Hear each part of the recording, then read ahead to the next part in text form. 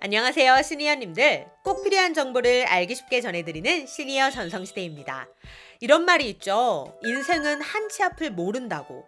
좋은 일이든 나쁜 일이든 꼭 우리가 예기치 못한 상황에 일어나서 우리를 종종 놀라게 하곤 합니다. 그렇기 때문에 다양한 변수와 위험성에 대비해서 예방할 수 있는 것들은 사전에 예방하고 차단하는 게 중요한데요. 특히 그것이 우리의 생명과 직결된 것이라면 더욱더 미리 대비하고 조심해야 합니다. 그런데 도로 위에서 우리가 자주 보던 이 차가 매일매일 흔하게 마주쳤던 이 차가 우리의 생명을 위협하고 있었다는 사실 알고 계셨나요? 만약 모르고 계신다면 그 위험성은 더 높아집니다. 실제로 얼마 전 사망사고까지 있었는데요. 오늘 영상 꼭 확인하시고 주변 분들께도 알려주셔서 사전에 미리 예방하고 대비할 수 있도록 공유해 주시기 바랍니다. 구독, 좋아요, 알림 설정은 영상 제작에 큰 힘이 됩니다.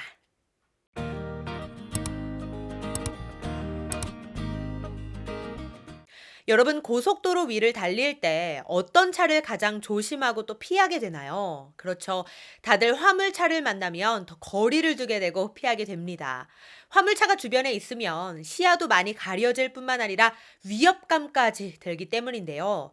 특히 큰 화물차가 옆으로 쌩하니 달려가면 그 위협감은 더 무시무시합니다. 한 번 사고 나면 진짜 큰일 나겠다. 이런 생각 다들 한 번쯤은 해보셨죠? 그래서 화물차에는 안전 기준이 별도로 마련되어 있습니다. 일반 승용차들과의 추돌 시 사고 피해를 최소화하기 위한 장치들인데요.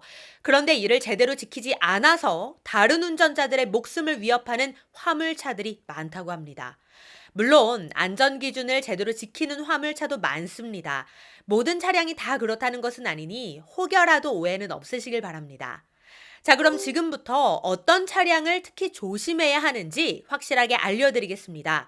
도로 위에서 이런 차량을 만난다면 당장 멀리 도망가시기 바랍니다. 얼마 전 이런 사고가 발생했습니다. 결혼을 일주일 앞둔 예비 신혼부부가 있었는데요. 그날도 함께 차를 타고 고속도로를 달리고 있었습니다. 평화롭던 그 순간 갑자기 차량 앞 유리로 쇳덩어리가 유리창을 뚫고 조수석에 앉아있던 예비 신랑 가슴으로 날아들었습니다. 이 사고로 예비 신랑은 그 자리에서 숨졌고 예비 신부와 동승자도 함께 중상을 입었습니다. 그런데 더 안타깝고 화가 나는 건 날아든 쇳덩어리가 어느 화물차에서 날아온 건지 확인하기가 어렵다는 사실입니다. 쇳덩어리에 이름이 쓰여져 있는 것도 아니고 갑자기 날아든 것이기 때문에 어느 차량에서 날아온 건지 파악이 힘들다는 거죠. 블랙박스도 확인을 해봤지만 가해자를 특정짓기는 어렵다고 하는데요. 정말 억울하고 화가 납니다. 한마디로 피해자만 있고 가해자는 없는 거잖아요. 그렇다면 왜 이런 안타까운 사고가 발생한 걸까요? 그 이유는 화물차 판스프링 불법 개조에 있었습니다. 판스프링이란 원래는 충격 완화를 위해 화물차 하부에 부착하는 부품입니다. 얇고 긴 철판 형태의 쇳덩어리로 이렇게 생겼는데요.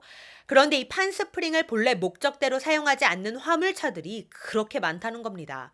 이 판스프링을 차량 하부가 아닌 화물차 적재함에 세로로 부착해 화물을 고정하는 용도로 사용하고 있다는 건데요.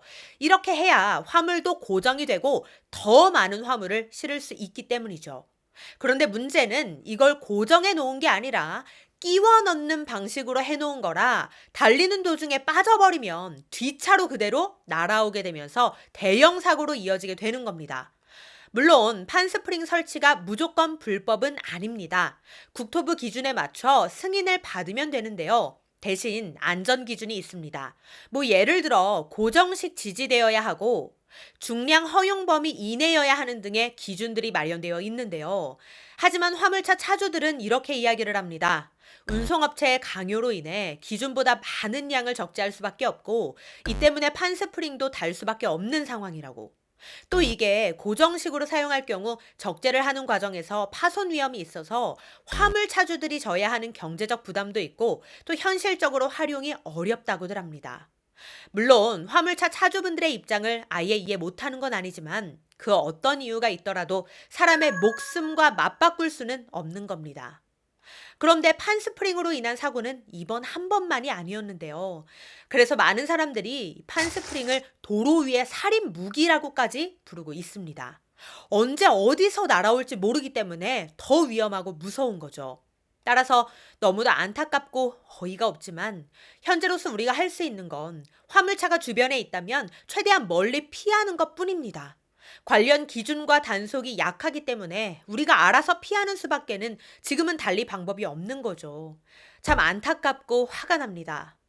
그런데 문제는 이뿐만이 아니었습니다. 3.5톤 이상 화물차에는 의무적으로 후부 안전판을 설치하도록 되어 있는데요. 화물차를 뒤에서 달려오던 승용차가 충돌할 경우 승용차는 화물차 밑으로 빨려 들어가게 됩니다. 그래서 더 큰 사고로 이어지는 건데요. 이걸 막아주는 역할이 바로 후부 안전판입니다. 차가 빨려 들어가지 않도록 지상에서 55cm 떨어진 높이의 후부 안전판을 설치하도록 되어 있는데 기준보다 높게 후부 안전판을 달아놓은 차량들이 많다는 게 이게 또 문제가 되는 겁니다. 보통 75cm 위로 설치하는 경우들이 있는데요. 이럴 경우 충돌 실험을 해봤더니 중형 승용차가 화물차 아래로 무려 1m 34cm나 빨려 들어가는 사고가 발생했다고 합니다. 그대로 화물차 밑에 깔리게 되는 거죠. 얼마나 위험하고 무섭습니까? 특히 화물차 관련 사고 가운데 화물차 뒷부분을 충돌해서 발생하는 사고 비율이 무려 42%나 된다고 합니다. 그만큼 사고 발생 빈도도 높기 때문에 이런 안전 기준은 제발 좀 지켜주시기를 바랍니다. 사람 목숨이 달린 거잖아요. 네, 오늘은 화물차 사고의 위험성에 대해 알려드렸는데요. 관련 기준과 단속이 더 강화돼서 이런 억울한 사망사고들이 끝나기를 바라는 마음입니다. 하지만 안타깝게도 그 전까지는 우리 스스로 피해 다니는 수밖에는 없는 현실입니다.